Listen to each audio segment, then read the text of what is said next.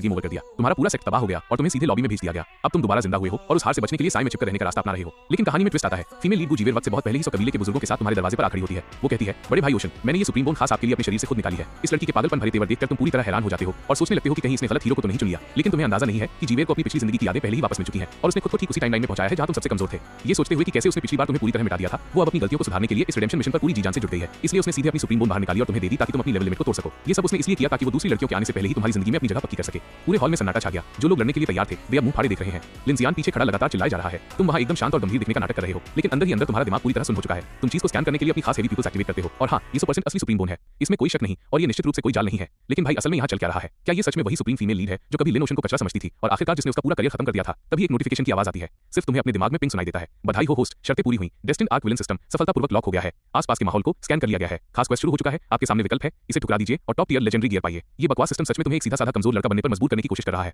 एक पुराने web novel writer के तौर पर जिसने हजारों कहानियां लिखी हैं, तुम इस सिस्टम के हथकंडों से अच्छी तरह वाकिफ हो। फिर भी डेस्टिन्ड आर्क विलन सिस्टम नाम सुनकर तुम्हारी आंखें तन जाती हैं। ऐसा लगता है कि विलन बनना ही अब तुम्हारी किस्मत का असली सच है। लेकिन तुम्हें इस बात का अंदाजा नहीं है कि जीवेर अंदर ही अंदर घबरा रही है। बड़े भाई ओशन सच में महान है, जिनका पूरे ब्रह्मांड पर राज करना तय है। जरा उनका अंदाज तो देखो, वो ऑरा, वो कमाल की मेन कैरेक्टर वाली एनर्जी। जी क्लैन के बड़े बड़े धुरंधरों के सामने होने पर भी भाई पलक तक नहीं झपका रहे। सच में यही वजह है कि वो सिर्फ मेरे लिए बने हैं। हम दोनों असल में एक दूसरे के लिए ही बने हैं और जीवेर इस वक्त खुद को बहुत खुशनसीब मान रही है। शक है कि उसे अपनी पिछली जिंदगी की यादें वक्त से पहले मिल गई, वरना वो पक्का मौका गंवा देती और बड़े भाई ओशन से दुश्मनी मोल ले लेती। अगर उसने ऐसा न किया होता तो जी क्लैन बहुत तेजी से अपने विनाश की तरफ बढ़ जाता। उसकी पिछली जिंदगी की वे दिखावा करने वाली लड़कियां, जिनकी गजब की प्रतिभा और तगड़ा बैकग्राउंड था, भले ही वे कितनी भी टैलेंटेड या पुराने खानदान की क्यों ना हो, क्या वे मेरी जितनी फुर्ती दिखा सकती थी? बिल्कुल नहीं। इस जिंदगी में जीत सिर्फ मेरी होगी। मैं पहली लड़की बनूंगी जो उन पर अपना हक जताएगी, बाकी सब जलती रहे। इसी बीच सिंहासन पर बैठा जी दावियान अपना आपा खो रहा है। वो भाई पिछले 10,000 साल से साधना कर रहा है। उसका दिल पत्थर की तरह मजबूत होना चाहिए था, लेकिन जीवेर के इस कदम ने उसे इतना हिलाकर रख दिया कि वो लगभग अपने ही पैरों से टकराकर गिरते गिरते बचा। ग्रैनी हुआ उसे संभालने के लिए लपकी, लेकिन लिनयांदा सबसे पहला था। इस अजीबोगरीब स्थिति से सबसे पहले लिनयांदा बाहर आया। उसने जीवेर के पक्के चेहरे को देखा, फिर तुम्हारी तरफ देखा जो बिना किसी हाव भाव के एक लीजेंड की तरह वहां खड़े थे।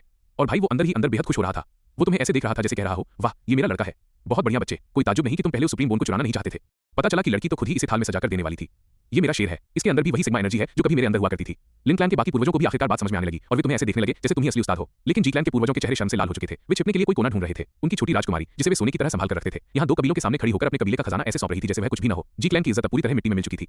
ग्रैनी हुआ का तो दिमाग ही काम करना बंद कर चुका था। वो सचमुच ये समझ ही नहीं पा रही थी कि ये लड़की किसी के प्यार में इस हद तक दीवानी कैसे हो सकती है। लेकिन जीवेर की आंखें सिर्फ तुम पर टिकी थी और वो बिना हिचकिचाए बोल रही थी, मैं ये सब जी क्लैन के भले के लिए ही कर रही हूँ। जाहिर है मेरी सुप्रीम बोन के हकदार सिर्फ बड़े भाई ओशन ही है। जैसे ही उसने ये कहा, जी क्लैन के मुंह पर एक और जोरदार तमाचा लगा। जी दावियान की आंखें गुस्से से फड़कने लगी। वो पूरी तरह तिलमिलाकर लिनयांदा की तरफ उंगली उठाने लगा। उसके भयानक गुस्से से ऐसा लगा मानो हॉल की छत ही उड़ जाएगी। वो चिल्लाते हुए लिन कबीले से पूछ रहा था कि उन्होंने उसकी बच्ची को ऐसा कौन सा दिमाग सुन्न करने वाला काढ़ा पिला दिया है। लिनयांदा यहाँ ऐसा मासूम बन रहा था जैसे उसे कुछ पता ही न हो कि क्या चल रहा है, लेकिन अंदर ही अंदर भाई खुशी के मारे पागल हुआ जा रहा था। पुराने दिनों में वो और जी दावियान एक दूसरे के कट्टर दुश्मन थे। सालों तक दोनों के बीच हार जीत का खेल चलता रहा, जब तक कि उस धोखेबाज जी दावियान की किस्मत ने साथ नहीं दिया और वो स्ट्रॉन्गर रीम में पहले नहीं पहुंच गया। वो इस हार का घूंट बरसों से दबाए बैठा था। इसलिए इस चालाक बूढ़े लोमड़ी को इस तरह अपना आपा खोते देखना उसके लिए परम आनंद की बात थी। तभी जीवेर आगे बढ़ती है और उस बोन फ्रैगमेंट को बाहर निकालती है जिसे एक बेहद शक्तिशाली भगवान जैसी ऊर्जा निकल रही थी। वो तुम्हारी तरफ बढ़ती है, उसकी आंखों में वही दीवानगी साफ चमक रही थी। बड़े